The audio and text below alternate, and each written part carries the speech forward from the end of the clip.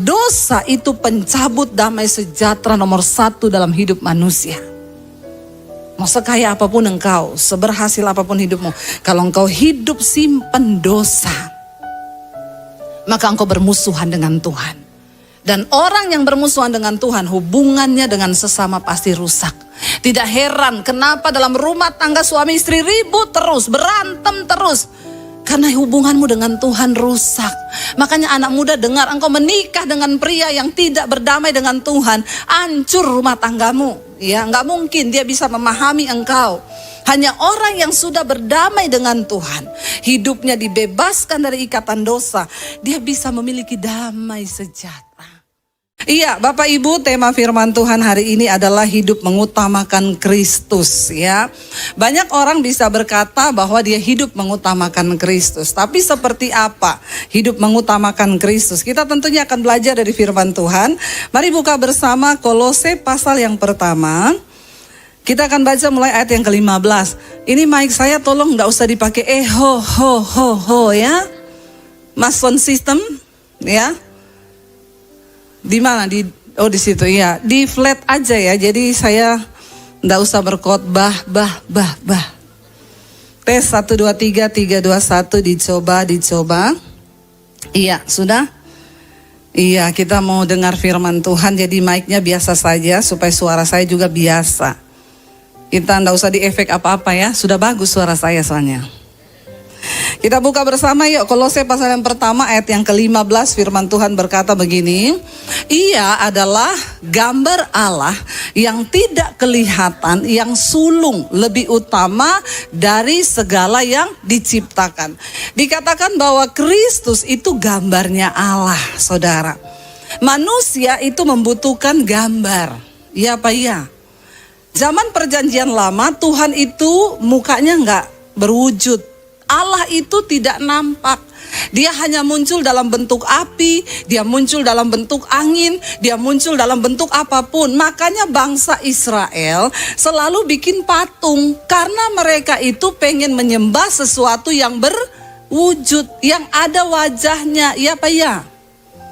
Ya, makanya saudara dikatakan bahwa Kristus itu adalah gambar Allah. Manusia itu kan pengen ngerti Tuhan itu seperti apa ya. Kalau cuma api, angin, ya kalau cuma bentuknya yang sesuatu tidak berwujud kan kayaknya kurang bagaimana gitu ya. Dan Tuhan tuh tahu ya bahwa manusia itu membutuhkan image, saudara. Kalau ada sesuatu yang nyata baru kita percaya, iya apa iya.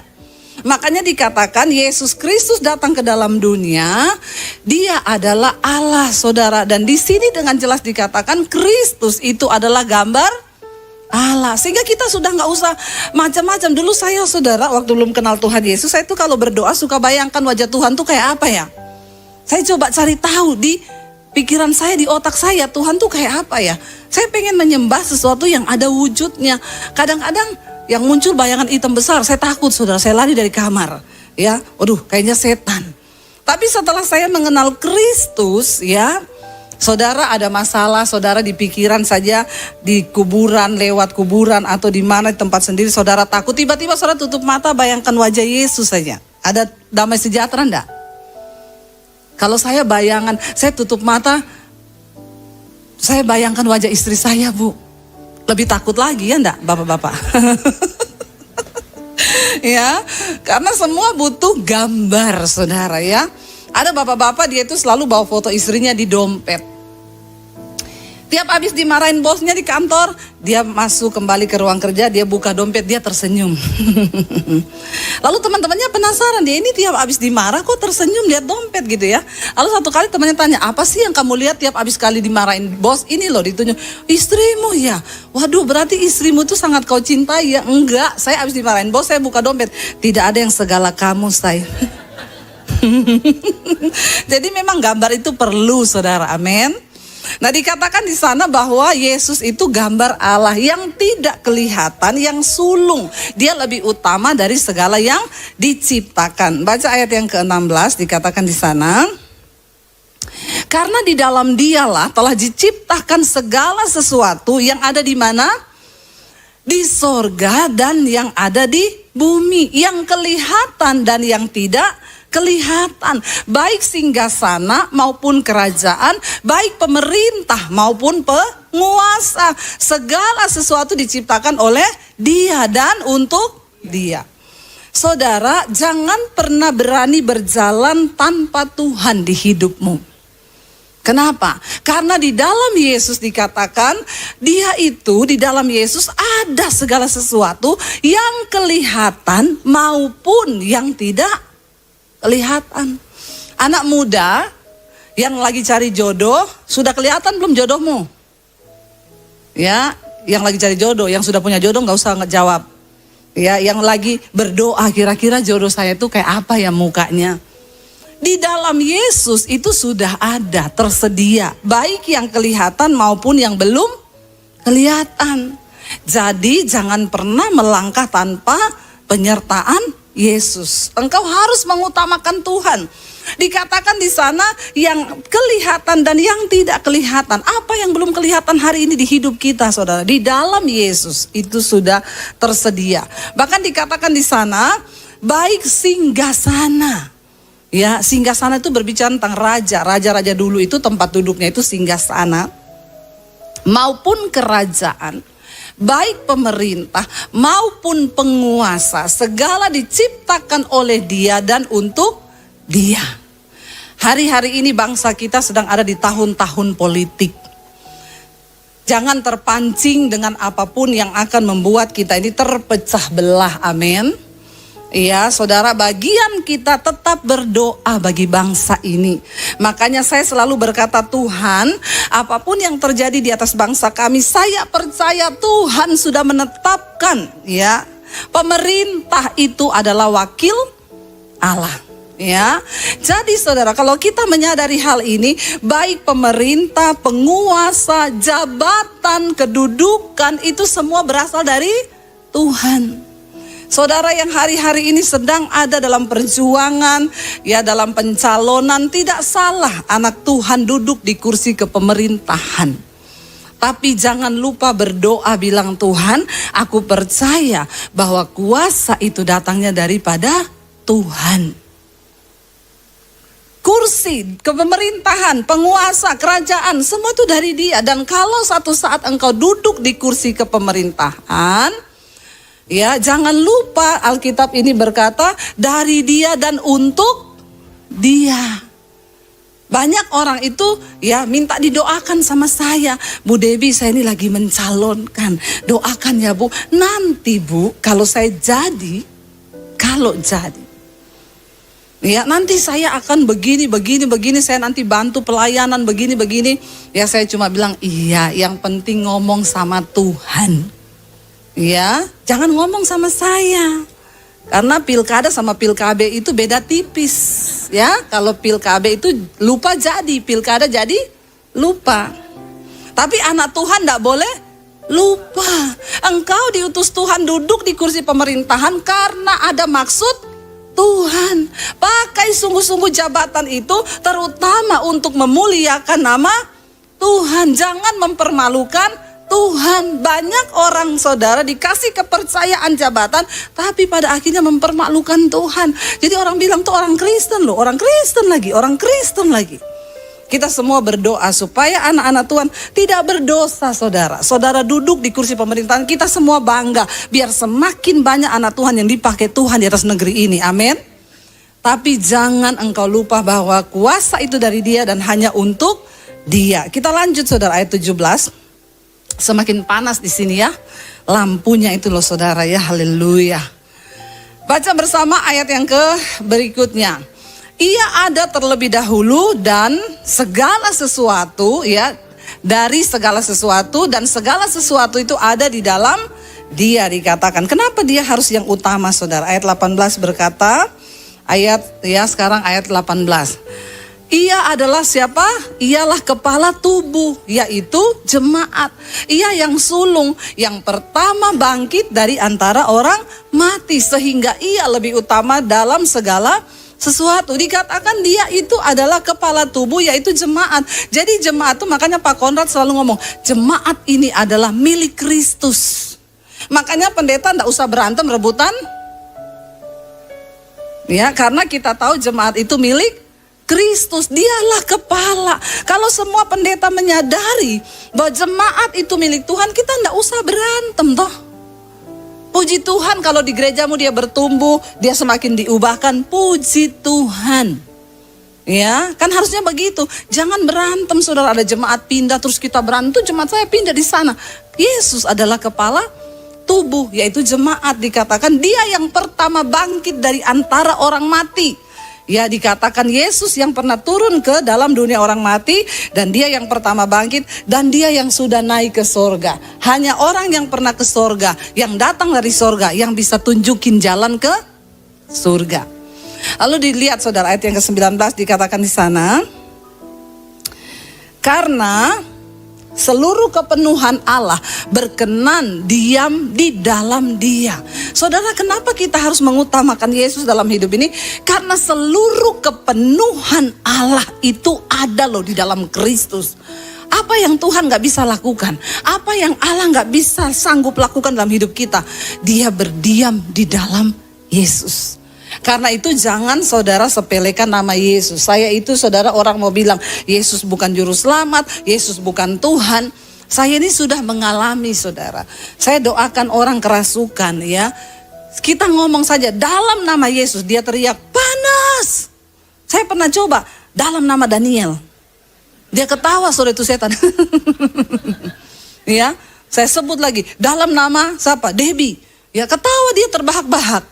Nggak ada kuasa, tapi begitu kita sebut dalam nama Yesus, itu orang kerasukan bisa teriak, panas. Berarti nama itu ada kuasa. Makanya jangan sepelekan nama Yesus. Utamakan Kristus dalam hidup kita. Karena di dalam dia itu, ya Allah itu berkenan dipenuhi loh. Kepenuhan Allah itu ada loh di dalam Yesus. Itu wow, luar biasa. Kita baca ayat yang ke-20 saudara. Firman Tuhan di sana berkata begini saudara. Baca bersama 1, 2, 3. Dan oleh dialah ya ia memperdamaikan segala sesuatu dengan dirinya, baik yang ada di bumi maupun yang ada di sorga. Sesudah ia mengadakan pendamaian oleh darah salib Kristus. Jadi saudara, di dalam Kristus itu ada pendamaian. Manusia yang paling sial di dunia ini adalah orang yang hidupnya itu bermusuhan dengan Tuhan. Ya, itu engkau paling sial hidupmu. Hati-hati saudara, jangan sampai kita ini punya agama tapi ternyata kita ini bermusuhan dengan Tuhan. Dikatakan di dalam Yesus itu ada perdamaian. Lewat darah Yesuslah hidup kita diperdamaikan dengan Allah. Lewat Kristuslah kita menerima kasih karunia. Tanpa kasih karunia hidup kita ini celaka saudara. Orang yang bermusuhan dengan Tuhan artinya apa? Hidupnya di bawah kutuk, hidupnya tidak menerima anugerah, dia berada di bawah kutuk dosa dan percuma semua yang kita lakukan. Tetapi dikatakan di dalam nama Yesus itu ada perdamaian. Kita ini diperdamaikan. Yesus memperdamaikan segala sesuatu itu dengan dirinya. Saudara, orang itu kalau hubungannya dengan Tuhan rusak, dengan sesama juga pasti rusak, ya. Orang itu kalau hubungannya dengan Tuhan rusak, maka dia tuh sama sesama itu pasti rusak ya. Suami kalau hubunganmu dengan Tuhan rusak, tidak diperdamaikan, maka hubunganmu dengan istri dan anak-anak juga rusak. Ya coba saudara, kita cek saudara, orang yang hidup jauh dari Tuhan, tidak mungkin hidupnya itu membawa damai sejahtera, tidak mungkin. Ya, apa dikit marah, apa dikit meledak, apa dikit itu namanya orang belum hidup dalam damai sejahtera.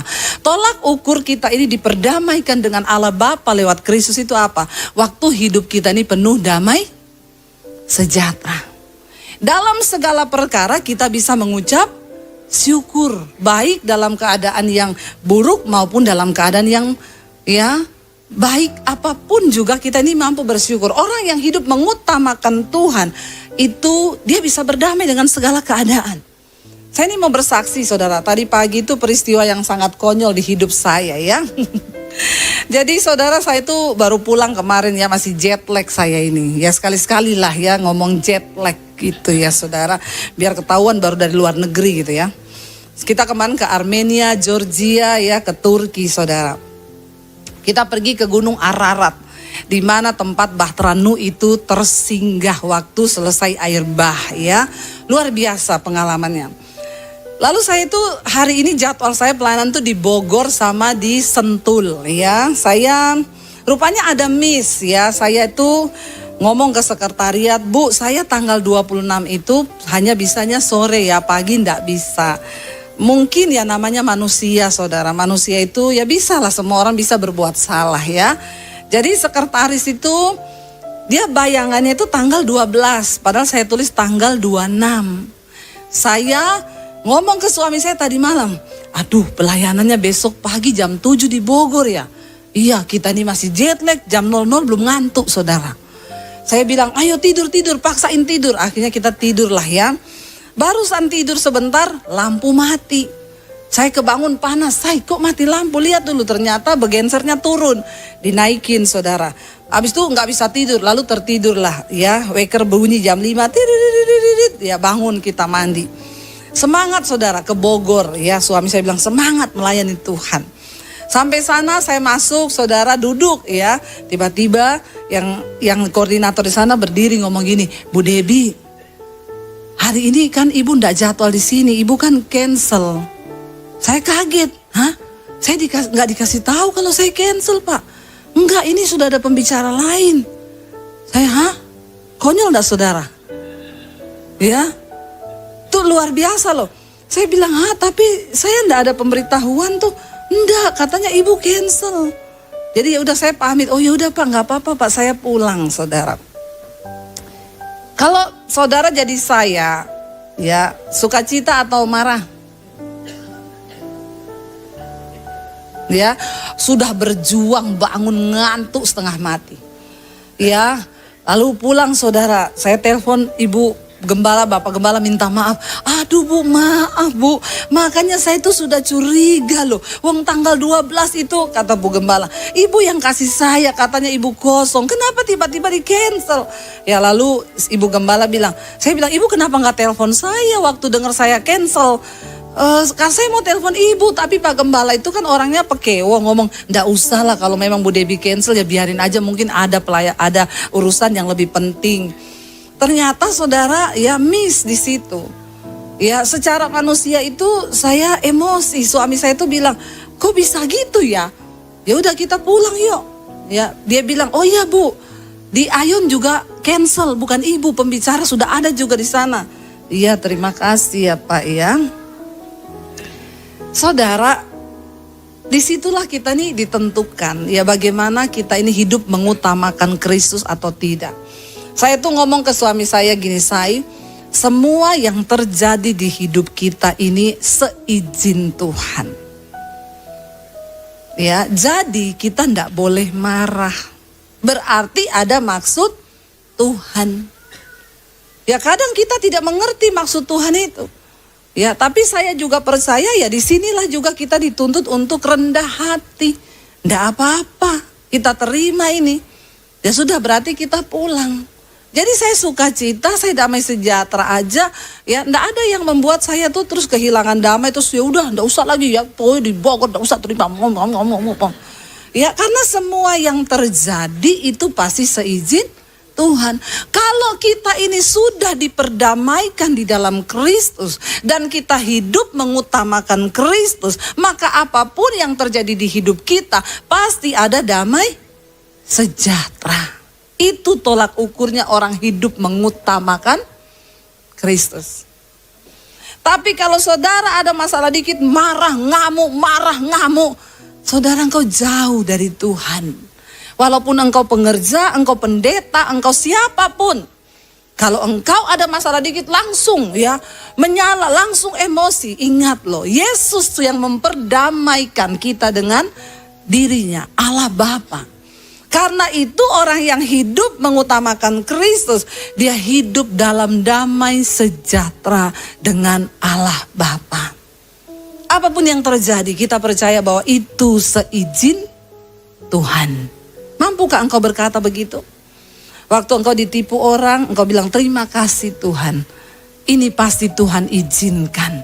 apa maksud Tuhan di balik peristiwa ini. Amin.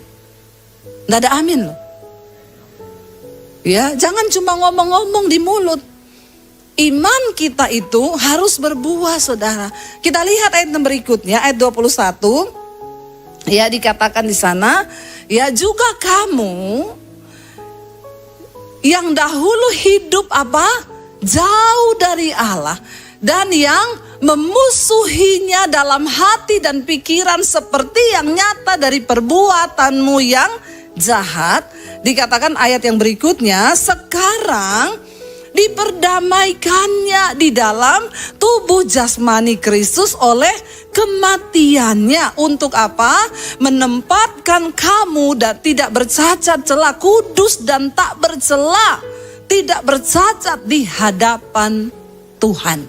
Saudara, ya, orang yang sudah diperdamaikan dengan Tuhan dikatakan dulu kita ini semua memusuhi Tuhan dalam hati dan pikiran kita yang jahat. Jadi kalau hari ini hati dan pikiran kita masih jahat, engkau masih bermusuhan dengan Tuhan loh, saudara. Ya, mari kita belajar. Waktu ada orang jahatin kita, keluarga kita jahatin kita, mampukah engkau berkata semua yang terjadi itu seizin Tuhan? Ketika engkau diperdamaikan di dalam Kristus dengan Bapa di sorga, maka tidak ada yang bisa lagi mencabut damai sejahteramu. Makanya Roma 14 ayat 17 bilang, sebab kerajaan Allah itu bukan makanan, minuman, pakaian, depositmu, tetapi kebenaran, damai sejahtera dan sukacita oleh Roh Kudus. Walaupun engkau kaya, walaupun engkau sukses, kalau engkau tidak punya tiga hal ini, kebenaran, damai sejahtera, sukacita, engkau belum diperdamaikan dengan Tuhan. Itu yang menjadi tolak ukur dalam hidup kita. Anak muda, hari-hari ini cari Tuhan.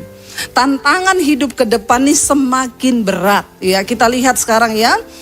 Udah banyak robot-robot ya yang diciptakan bisa menggantikan tenaga manusia loh ya. Bahkan sudah jadi ya di konser-konser mereka jaga keamanan. Saya lihat itu, saudara, mengerikan sih ya. Kita melihat hari-hari ini tantangannya ke depan akan semakin berat. Ketika engkau hidup jauh dari Tuhan, semakin berat juga hidupmu.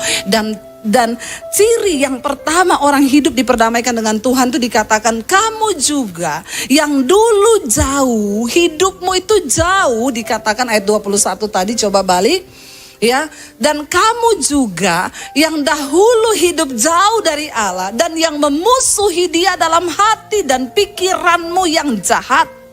Saudara, kalau kita sudah hidup diperdamaikan dengan Tuhan, harusnya hati dan pikiran kita penuh dengan kebenaran. Tidak ada lagi orang yang terikat dengan dosa. Tinggalkan semua dosamu. Kenajisan, percabulan, semua dosa yang membuat kita gak damai sejahtera. Homoseksual, lesbian, perselingkuhan, buang itu semua dari hidupmu. Supaya engkau bisa diperdamaikan dengan Allah. Kenapa? Karena dosa itu pencabut damai sejahtera nomor 1 dalam hidup manusia. Mau sekaya apapun engkau, seberhasil apapun hidupmu, kalau engkau hidup simpan dosa, maka engkau bermusuhan dengan Tuhan. Dan orang yang bermusuhan dengan Tuhan, hubungannya dengan sesama pasti rusak. Tidak heran kenapa dalam rumah tangga suami istri ribut terus, berantem terus. Karena hubunganmu dengan Tuhan rusak. Makanya anak muda dengar, engkau menikah dengan pria yang tidak berdamai dengan Tuhan, hancur rumah tanggamu. Ya, nggak mungkin dia bisa memahami engkau. Hanya orang yang sudah berdamai dengan Tuhan, hidupnya dibebaskan dari ikatan dosa, dia bisa memiliki damai sejahtera. Bahkan apapun yang terjadi, tidak usah marah, percaya semua yang terjadi itu seizin Tuhan. Amin, saudara. Kita yang dulu jauh, sekarang kita diperdamaikan dengan Tuhan loh. Lewat kematian anaknya, lewat kematian Kristus dikatakan.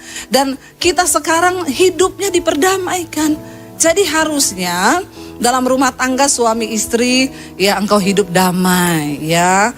Dengan orang-orang di sekelilingmu juga damai. Nggak usah berantem terus ya. Ada orang-orang tuh, kalau orang itu saudara di sini berantem, di sana berantem, sana ribut, pasti hubungannya dengan Tuhan rusak. Kalau dia hubungannya dengan Tuhan rusak, belum diperdamaikan, ya akan jadi begitu terus, saudara ya. Jadi orang yang membawa roh kuda merah, pencabut damai sejahtera. Ya, di mana-mana dia bukan cuma nggak damai, tapi dia cabut damai sejahteranya orang. Kalau dia datang orang lagi ketawa, langsung jadi tidak tertawa. Ini artinya engkau pencabut damai sejahtera. Bapak-bapak, engkau pulang ke rumah, anakmu lagi senyum, tiba-tiba kau masuk semua tegang. Engkau membawa roh kuda merah itu, pencabut damai sejahtera. Berarti hidupmu belum diperdamaikan dengan Tuhan. Lalu ayat yang berikutnya saudara dikatakan, kita baca ayat 20 ya, itu dikatakan sebab itu. 23 kita baca bersama saudara. Sebab itu kamu harus bertekun dalam iman dan tetap teguh, tidak bergoncang, dan jangan mau digeser dari pengharapan Injil yang telah kamu dengar dan yang telah dikabarkan di seluruh alam di bawah langit, dan yang dikatakan Paulus, aku ini Paulus telah menjadi pelayannya. Kalau saya ngomong dan aku ini loh Debbie Basir telah menjadi pelayan dari Injil itu. Saudara, kita semua ini terpanggil untuk menjadi pemberita Injil. Saya kemarin pergi ke Georgia dan Armenia saudara. Ya tadinya saya pikir itu negara mana ya. Karena harusnya kami berangkat ke Israel. Tapi di reschedule ke bulan Januari, ya Israel masih belum kondusif. Lalu saya itu kan sudah mengosongkan waktu. Tiba-tiba teman saya ajak saya, Bu, kita mau ke Armenia ini, ikut yuk. Ya masih ada seat. Ya akhirnya ya saya diajak, saya ikut saudara ke sana. Saya bilang itu Armenia di negara mana ya Pak? Yaudah ikut aja lah, makanya ibu biar tahu. Kita berangkat saudara. Georgia, Armenia itu negara. Jadi setelah air bah terjadi, ya Bahtera Nuh itu tersangkut di pegunungan Ararat, ya. Wah saya tuh kagum lihat gunung Ararat itu di ujungnya ada salju. Kita pergi ke sana. Jadi bagaimanapun juga tempat itu adalah tempat yang bersejarah, sangat bersejarah. Itu adalah peradaban manusia yang kemudian dimulai sejak peristiwa air bah. Kenapa loh Tuhan memilih? Saya bilang sama suami saya waktu ada di sana, kenapa Tuhan pilih di Ararat ini ya? Kenapa enggak di Gunung Merapi ya? Atau di Gunung Bromo? Itu perahu tersangkut saudara. Pasti ada rencana Tuhan. Dan bukan secara kebetulan negara Georgia itu adalah satu negara yang ya penduduk Kristennya itu 80% saudara. Ya, mereka adalah kerajaan tertua yang pertama di dunia mengakui Yesus, mengakui bahwa mereka adalah pengikut Kristus, saudara. Ya, kami datang ke sana dan kekristenan di sana itu berkembang ya setelah ada murid Yesus yang bernama Andreas yang datang ke sana untuk memberitakan Injil. Lalu terjadi pertumbuhan. Kami kemarin di sana berdoa supaya ada kebangunan rohani yang terjadi. Karena enggak menjadi jaminan hanya cukup menjadi orang percaya kepada Yesus. Tapi hidup harus mengutamakan Yesus. Nah kerajaan di sana, kekristenan di sana itu mereka adalah Kristen Ortodoks ya, Armenian. Gereja-gereja Ortodoks Armenian itu enggak seperti kita Kristen begini hari Minggu ibadah. Mereka tuh gereja dibuka tiap hari. Ya, tiap hari buka. Jadi setiap orang bisa datang sama Tuhan kapan saja dia mau datang. Ketika dia ada masalah, dia datang. Mereka tuh saya lihat saudara, datang ke gereja itu hanya datang, lalu pegang salib, lalu doa sebentar, lalu pergi. Ya, pokoknya dia tiap hari harus tor muka sama Tuhan. Ya, tapi kan sebenarnya tidak cukup hanya seperti itu. Hidup mengutamakan Kristus, kita nih harus berbuah dalam iman kan. Karena sudah tidak ada tantangan lagi kekristenan di sana. Jadi kekristenan yang biasa-biasa saja. Ya saya melihat itu wow Tuhan. Tapi karena ada murid Yesus, Andreas yang pergi ke sana untuk memberitakan Injil. Makanya mereka boleh mengenal Kristus di negara itu. Saudara dikatakan karena itu Rasul Paulus bilang kamu harus bertekun dalam iman. Tetap teguh, tidak bergoncang dan jangan mau digeser dari pengharapan Injil. Anak-anak muda jangan hanya karena pacar ya. Terus engkau berkata ya ndak apa-apa lah ya masih pacaran kok dengan yang tidak seiman. Hati-hati, di mana-mana itu yang ditolong itu selalu, yang menolong itu lebih kuat daripada yang ditolong ya. Jangan engkau merasa kuat. Banyak saya melihat akhirnya orang jatuh meninggalkan Yesus, digeser dari pengharapan Injil. Keselamatannya kenapa? Hanya karena jodoh, hanya karena pekerjaan, hanya karena sesuatu yang lain. Mari kita taruh iman kita, jangan mau digeser. Yang telah kamu dengar pemberitaan Injil itu dikabarkan di seluruh alam di bawah langit, dan yang aku ini, Debbie Basir, juga menjadi salah satu pelayannya. Ya, kalau saudara lemah, buka di YouTube, cari khotbah saya, cari khotbahnya Pak Konrad, cari khotbah hamba Tuhan yang bisa menguatkan imanmu. Ketika engkau lemah, sekarang gak ada alasan untuk kita ini gak bertumbuh, saudara. Sekarang ini engkau lemah, tinggal putar, cari judul di mana aja tuh, judul banyak loh sekarang di YouTube ya, khotbah tentang ya kepahitan, klik muncul semua tuh pendeta, tinggal saudara pilih mana yang cocok. Kebangetan kalau hari-hari ini iman kita tidak bertumbuh. Saudara harus bertekun di dalam iman. Jangan hanya punya iman loh, tapi iman itu harus tumbuh. Karena ketika Tuhan datang, yang dicari dari hidup kita ini adalah apa? Buah dari iman itu. Tidak cuma hanya beriman, saudara. Dikatakan di sana ayat 24, kita lanjut saudara, kita lihat apa kata firman Tuhan. Ya, dan sekarang aku bersuka cita, ya, kata Rasul Paulus, ya. Sekarang aku bersuka cita bahwa apa? Aku boleh menderita karena kamu, ya, dan menggenapkan dalam dagingku apa yang kurang pada penderitaan Kristus untuk tubuhnya, yaitu jemaat. Saudara, kita berdoa. Ketika kita hidup mengutamakan Kristus, kita percaya kita juga diberi kekuatan untuk menderita bersama-sama dengan Dia. Saya berdoa dalam segala keadaan apapun, mari kita semakin bertumbuh dalam iman. Ya, ingat, engkau harus hidup dalam damai sejahtera. Karena salah satu ciri utama orang diperdamaikan dengan Kristus, hidup mengutamakan Kristus, harus ada damai sejahtera dan sukacita di dalam hatimu. Coba lihat kanan kirimu, bilang hidup dengan sukacita ya, sambil kasih senyum coba ya. Sekarang ini orang senyum aja susah loh saudara ya. Terutama suami istri ya. Lihat-lihatan, bilang istri lihat suaminya, suami lihat istrinya. Ya, jangan cuma melengos. Ya, lihat tatap dengan penuh arti mata istri dan suamimu. Ya, coba bilang say, kita hidup damai sejahtera ya. Coba lihat-lihatan, jangan lihat istri orang, lihat istrimu sendiri. Jangan lihat suami orang, lihat suamimu. Ya, ada loh orang itu udah gak bisa lihat-lihatan loh.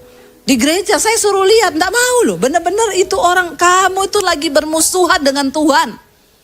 Masa sama istri apa suami aja suruh lihat-lihatan? Enggak bisa loh saudara. Sampai saya dari atas mimbar saya pelototin. Ayo lihat istrimu, lihat suamimu. Tetap gini. Bagaimana engkau bisa hidup mengutamakan Kristus? Kau saja belum ada damai sejahtera. Ya, mari kita semua terus berubah saudara. Ya, dan hidup mengutamakan Kristus. Shalom, saudara. Pernahkah kamu merasa ditinggalkan saat orang-orang yang dulu berjanji setia justru pergi? Saat sahabat menjauh, keluarga tidak memahami, atau orang yang paling kamu percaya memilih meninggalkanmu. Di saat seperti itu, hati kita mudah bertanya, Tuhan, apakah Engkau meninggalkanku? Firman Tuhan memberi jawaban yang menenangkan. Dalam Ibrani 13 ayat 5 dikatakan, Aku sekali-kali tidak akan membiarkan engkau, dan aku sekali-kali tidak akan meninggalkan engkau.